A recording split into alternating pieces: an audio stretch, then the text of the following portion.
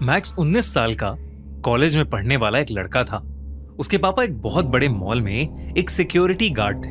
उनके working hours तो बहुत लंबे होते थे, मगर उन्हें उसके बदले में पैसा काफी अच्छा मिल जाया करता था। सब कुछ ठीक चल रहा था, मगर एक दिन अचानक मैक्स की मॉम की तबीयत बहुत ज्यादा खराब हो गई। मैक्स के पापा ड्यूटी पर थे, इसलिए मैक्स खुद ही अपनी मॉम को जल्दी से हॉस्पिटल ले गया। हॉस्पिटल ले जाने के बाद डॉक्टर ने मैक्स को बताया कि उसकी मॉम की एक किडनी खराब हो चुकी है और दूसरी भी बहुत कम काम कर रही है, इसलिए उसकी मॉम को हर हफ्ते डायलिसिस के लिए हॉस्पिटल लेकर आना पड़ेगा। कुछ वक्त तो मैक्स के पापा ने सब हैंडल कर लिया, मगर फिर मैक्स की फैमिली में पैसे की कमी होने लगी। मैक्स की मॉम के इलाज में ढेर सारा पैसा लग रहा था और मैक्स के कॉलेज की फीस भी काफी थी।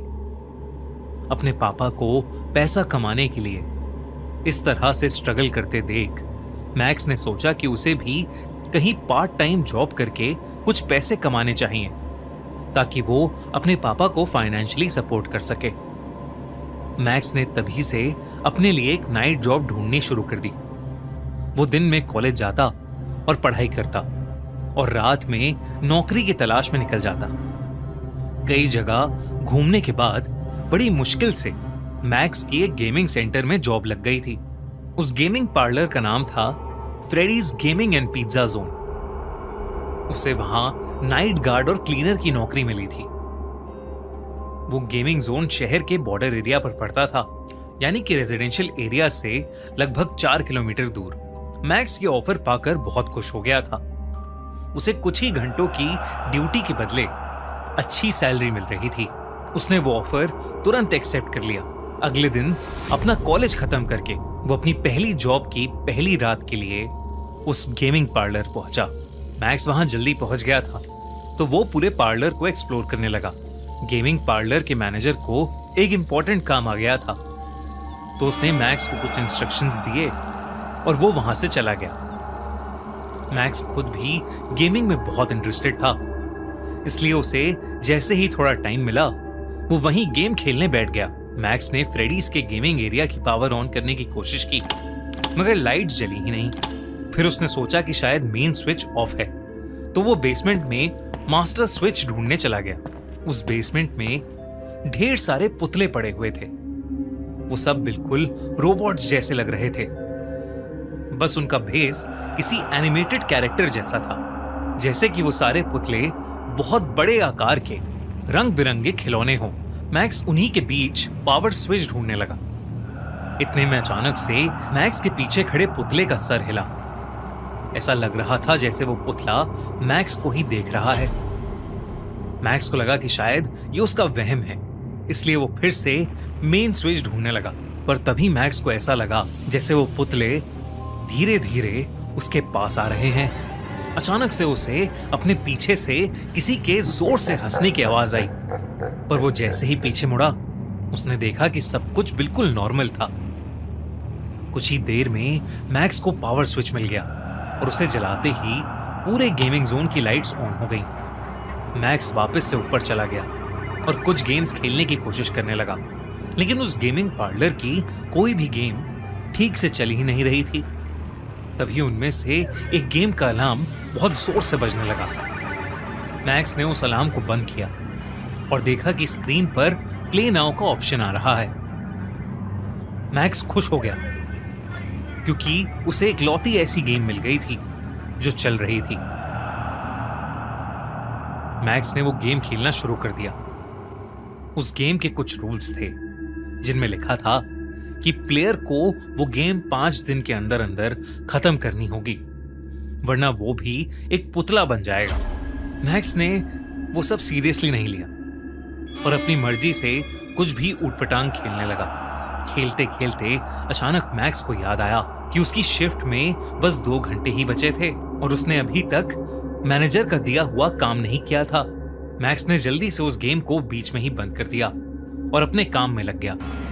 उसने मैनेजर के वापस आने से पहले जल्दी जल्दी सारा काम खत्म किया और उसके बाद वो अपने घर चला गया।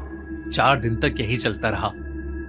मैक्स घंटों तक वो गेम खेलता और फिर काम जल्दी से निपटा के निकल जाता। 5वें दिन मैक्स को अपने मैनेजर से बहुत डांट पड़ी, क्योंकि उन्होंने सीसीटीवी में देख लिया था कि मैक्स तो दरअसल गेम खेल रहा था। इस डांट के बाद मैक्स ने डिसाइड किया कि वो बस अब अपना काम ही करेगा। अगली रात फिर मैनेजर मैक्स के भरोसे उस गेमिंग जोन को छोड़कर बाहर निकल गया। ड्यूटी के दौरान मैक्स गेमिंग जोन की सफाई कर रहा था। सफाई करते करते जब वो बेसमेंट की ओर गया तो उसने देखा कि बेसमेंट का दरवाजा उसके सामने अपने आप खुल गया।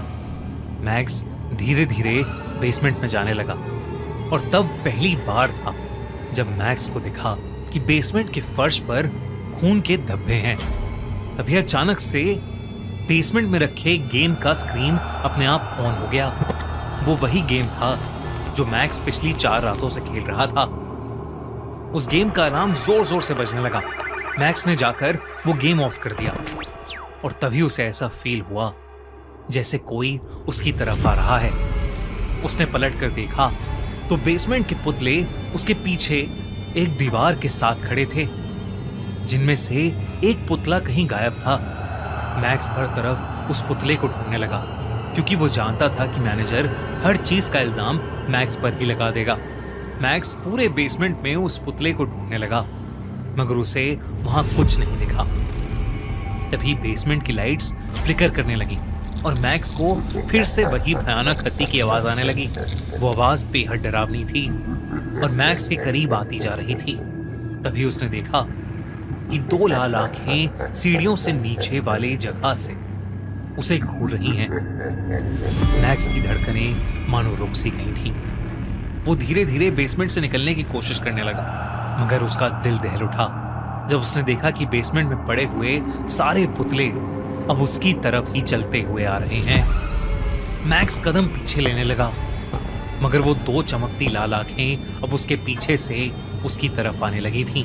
उन सारे पुतलों ने मैक्स को हर तरफ से घेर लिया था। अचानक से मैक्स को दौरे पड़ने लगे।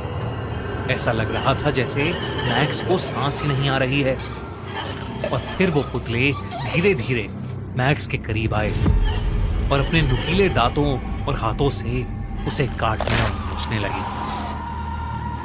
पूरी रात भर मैक्स की चीखें फ्रेडीज गेमिंग पार्लर में गूंजती रहीं, मगर कोई उसकी मदद के लिए नहीं आया। उस रात के बाद से मैक्स मिसिंग हो गया। पुलिस ने सीसीटीवी फुटेजेस भी चेक की, मगर उन्हें उन रिकॉर्डिंग्स में कुछ नहीं मिला। मैक्स के पेरेंट्स ने उसे बहुत ढूंढा, पर वो कहीं नहीं मिला। किसी का ध्यान उन पुतलों की तरफ नहीं गया, जो चुपचाप वापस बेसमेंट में जाकर खड़े हो गए थे, जैसे कुछ बदला ही ना हो। पर एक चीज जरूर बदली थी। उन पुतलों में अब एक पुतला और ऐड हो गया था, जिसके बारे में शायद ही कोई कभी जान पाएगा।